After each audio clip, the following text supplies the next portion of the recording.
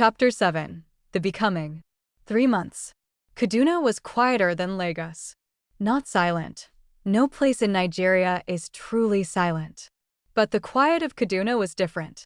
It was the quiet of space, of distance, of horizons that stretched beyond the limits of your own anxiety.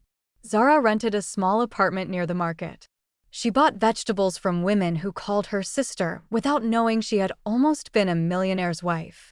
She learned to cook dishes her mother had never taught her. She read books she had been meaning to read for years.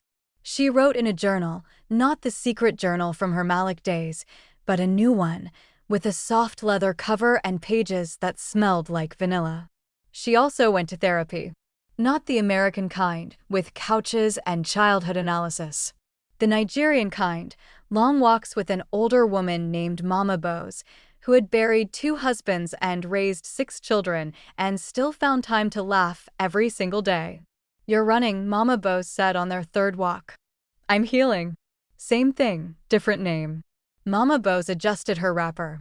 "But here's what I want to know. When are you going to stop running and start standing?" "I'm standing now." "No. You're hiding. There's a difference." Zara wanted to argue. But she had learned, in 3 months of walking with Mama Bose, that arguing was useless. The woman saw through everything. It was like being x-rayed by a benevolent ghost. "Okay," Zara admitted. "I'm hiding. What do you suggest I do about it?" "Go back." "To Lagos?" "To life." Mama Bose stopped walking. Turned to face her. "You left a man at the altar." "Good. He was trash. But then you left everything else too. Your friends. Your job. Your city.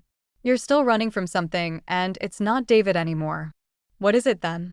Mama Bose touched Zara's chest, right over her heart. "Fear," she said. "The fear that you made a mistake. The fear that you didn't. The fear that you'll never know the difference. You're waiting for certainty before you live again. But certainty is a lie, child. The only thing that's certain is that you're breathing right now. So breathe." Zara breathed. It was the first time in 3 months that she actually felt it. 6 months. She went back to Lagos. Not triumphantly. Not dramatically. She took a bus, sat in the back, watched the city rise around her like a memory she had forgotten she loved. Funmi picked her up at the park. They hugged for a long time. Then they went to a buka in Yaba and ate pepper soup until they were sweating. "He's in prison," Funmi said. "David. Awaiting trial. His lawyer is trying to get him bail, but the judge isn't having it." "I don't care." "Liar." "Fine. I care a little. But not in the way you think. I care because I almost let him destroy my life. And that terrifies me." Funmi nodded. "What about Malik?" Zara set down her spoon. "What about him?" "He's been asking about you. Tell him to stop." "You tell him. He has my number. He wants you to call him first." Zara laughed. Actually laughed. It surprised her. She had forgotten what her own laughter sounded like. "That's so stupid," she said. "That's so love," Funmi countered. "It's not love. It's pride. It can be both." They finished their pepper soup in silence. But the silence was different now. Less heavy. More like a conversation that hadn't found its words yet. 9 months. Zara got her old job back. Not the same position. She had burned that bridge when she disappeared without notice. But a different one. A lower one. One that required showing up and doing the work without ego. She found that she liked it. The simplicity. The lack of pressure.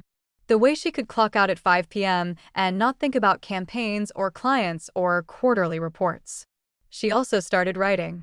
Not the journal anymore, something else. A blog. Anonymous at first.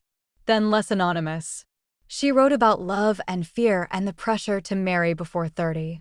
She wrote about what it felt like to almost lose yourself in someone else's dream. She wrote about the difference between being alone and being lonely. The blog found an audience. Not a huge one. A few thousand readers. Women mostly. Young women who had been told their whole lives that their value depended on being chosen. They read her words and wrote back with their own stories. Their own almost weddings. Their own narrow escapes. Zara realized, slowly, that she had become something she never intended. A voice. Not a loud one. Not a famous one. Just a real one. And that was enough.